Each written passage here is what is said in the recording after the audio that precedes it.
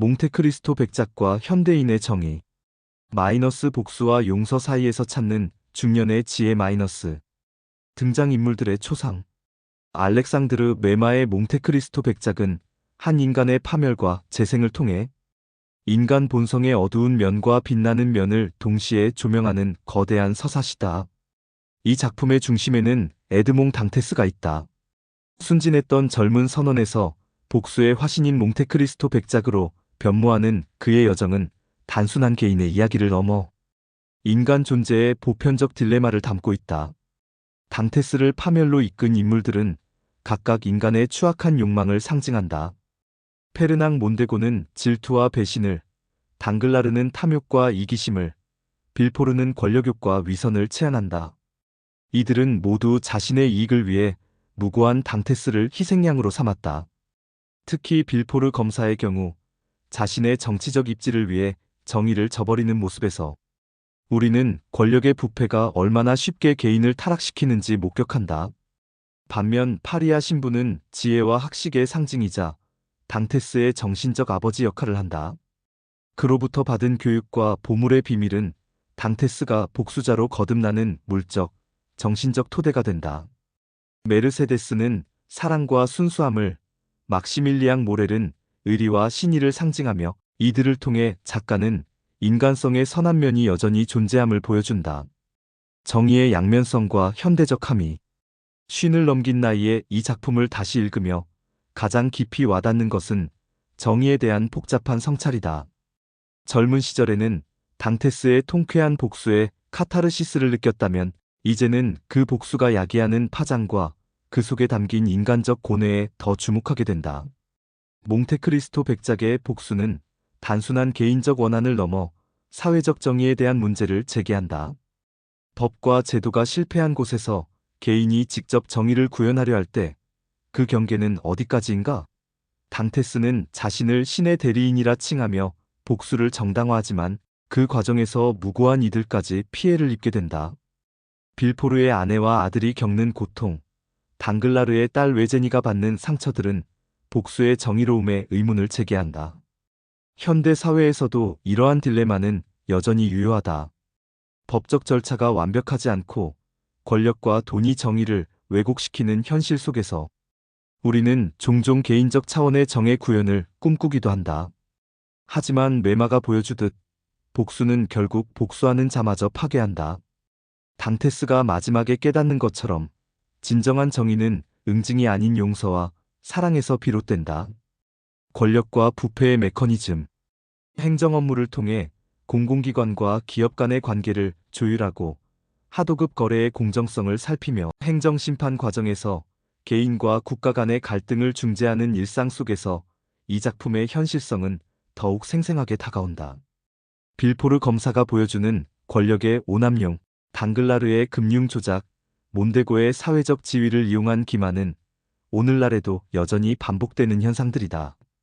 특히 하도급 거래에서 나타나는 가불관계의 부조리, 산업재해 처리 과정에서 드러나는 기업의 책임 회피, 행정처분을 둘러싼 공공기관의 권위주의적 행태들은 19세기 프랑스 사회와 본질적으로 다르지 않다.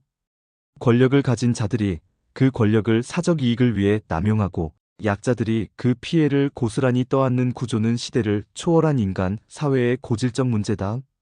하지만 여기서 중요한 것은 절망하지 않는 것이다. 작품 속 모렐 선주처럼 의리와 신의를 지키는 사람들이 있고 막시밀리앙처럼 사랑과 희망을 잃지 않는 젊은이들이 있다. 우리의 일상적 업무 역시 비록 작은 것일지라도 이러한 불의에 맞서는 하나의 방식이다. 부당한 하도급 계약을 시정하고 산업재해 피해자의 권리를 보호하며 행정심판을 통해 개인의 권익을 구제하는 일들이 바로 그것이다. 중년의 성찰과 인생의 의미. 쉰이 넘은 나이에 이 작품을 읽으며 가장 깊이 공감하는 부분은 당테스가 복수를 완성한 후 느끼는 공허함이다. 젊은 시절 그토록 간절했던 것들을 성취한 후에도 남는 것은 결국 무엇인가? 명예도, 부도, 심지어 정의로운 복수조차도 인생의 궁극적 의미를 채워주지는 못한다. 당테스가 마지막에 깨닫는 것은 기다리고 희망하라는 메시지다. 이는 단순한 낙관주의가 아니라 인간 존재의 한계를 인정하면서도 여전히 삶의 가치를 믿는 성숙한 지혜다. 중년에 접어들며 우리는 젊은 시절의 야망과 열정이 서서히 잠잠해지는 것을 경험한다. 그 자리를 채우는 것은 때로는 체념이기도 하지만 때로는 더 깊은 이해와 포용이기도 하다. 행정 업무를 하면서 만나는 수많은 사람들 마이너스 억울함을 호소하는 민원인들, 규정과 현실 사이에서 고민하는 공무원들, 경쟁의 압박 속에서 생존을 위해 애쓰는 기업인들, 마이너스 모두가 각자의 방식으로 삶의 무게를 견디고 있다. 그들 중 누구도 완전한 선인이거나 완전한 악인은 아니다. 우리는 모두 환경과 상황의 영향 속에서 최선을 다해 살아가려는 불완전한 존재들이다. 용서와 화해의 지혜. 몽테크리스토 백작이 진정한 깨달음에 이르는 순간은 복수를 완성했을 때가 아니라 그 복수가 가져온 파괴를 목격하고 용서의 필요성을 깨달았을 때다. 메르세데스와의 재회에서 빌포르 가문이 비극을 지켜보면서 그리고 막시밀리안과 발랑틴의 순수한 사랑을 통해 그는 증오보다 사랑이, 복수보다 용서가 더 큰 힘을 가진다는 것을 알게 된다. 이것이 바로 이 작품이 현대 독자들에게 전하는 가장 중요한 메시지다. 불의에 맞서는 것은 필요하지만 그 방식이 또 다른 불의를 낳아서는 안 된다. 정의는 복수가 아닌 치유를 통해, 파괴가 아닌 건설을 통해 구현되어야 한다. 우리의 일상에서도 마찬가지다. 불합리한 제도나 부당한 처우에 직면했을 때 분노와 좌절감에 휩싸이기 쉽다.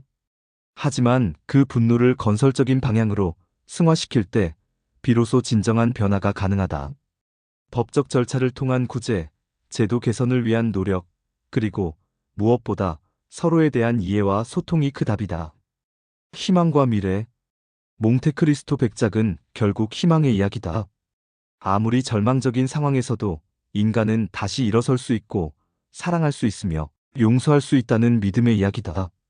단테스가 마지막에 막시밀리안과 발랑틴에게 자신의 재산을 물려주며 떠나는 장면은 상징적이다.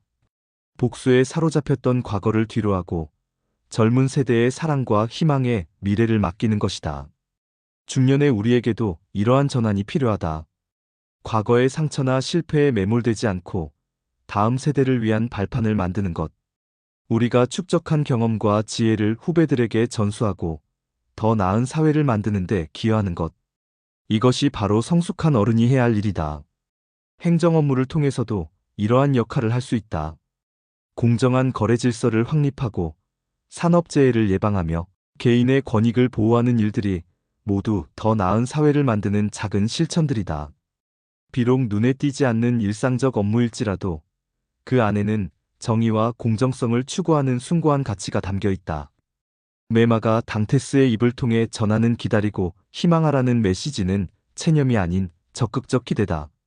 현실의 불완전함을 인정하면서도 더 나은 미래를 믿는 것, 개인의 한계를 받아들이면서도 집단적 노력의 가능성에 희망을 거는 것. 이것이 바로 중년의 지혜이자 몽테크리스토 백작이 우리에게 남기는 영원한 유산이다. 결국 진정한 몽테크리스토 백작은 복수를 완성한 자가 아니라 복수를 넘어선 자다. 증오를 사랑으로, 절망을 희망으로 승화시킨 자다. 우리 모두가 각자의 삶에서 그러한 백작이 될 수 있기를, 그리고 다음 세대에게 복수가 아닌 사랑을, 절망이 아닌 희망을 물려줄 수 있기를 바란다.